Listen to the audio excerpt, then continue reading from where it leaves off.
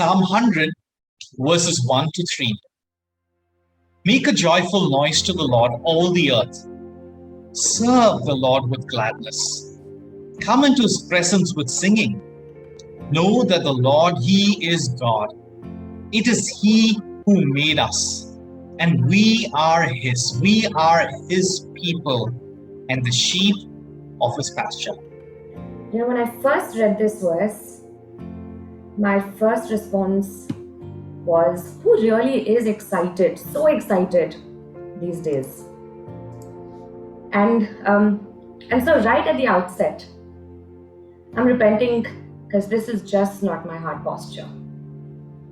The thrill of entering into the presence of God that leads to joyful singing is just not always there nowadays.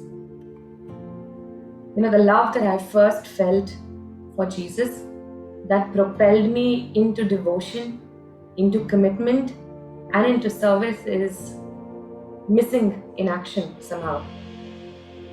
And as I reflected on this verse, the Holy Spirit was leading me to see how not knowing Jesus and over-knowing everything else shapes my worship, my singing, and even my joy. It is when I refuse to see Jesus as God, as my creator, as my community, that I struggle to be excited about his presence.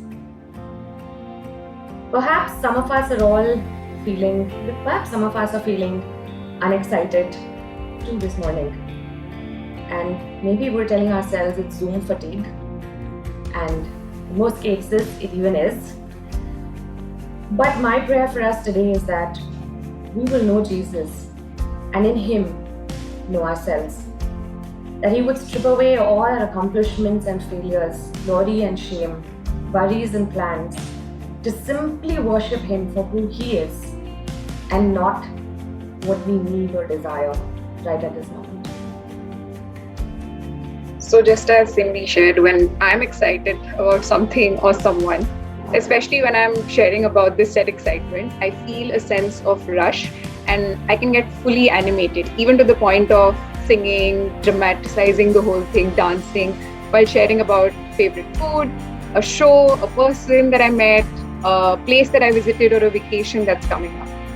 But when I look to the truth of the gospel, that the Lord, he is my God and the Father who created me, and that I'm his, I realize that there can be no greater, better, more excited news than this. So then I pray today that, Father, our joy, our excitement, our worship and praise for you should know no bounds, just as I and so many other people wait in eager expectation for worldly pleasures and events to be fulfilled. Encapsulate our hearts and souls, our entire physical being, to first and foremost rejoice in your creation and authority. Help us to derive complete satisfaction only from you, Lord, and serve you with our life. When I read this psalm, I was actually going through a bit of a emotional turmoil where I was feeling disappointed and ashamed with myself. I actually didn't feel like facing God at the time. I even wondered, does it make sense to talk to him right now? But when I read these verses again, it reminded me that I can commune with God at any time, regardless of how my heart feels at the moment.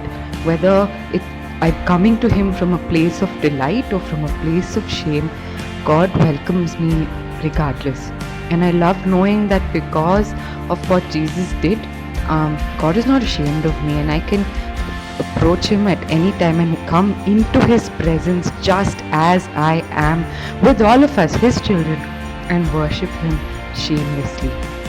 So I encourage us to come this morning knowing that the one who formed us in our mother's womb and set us apart through his son's sacrifice is in our presence.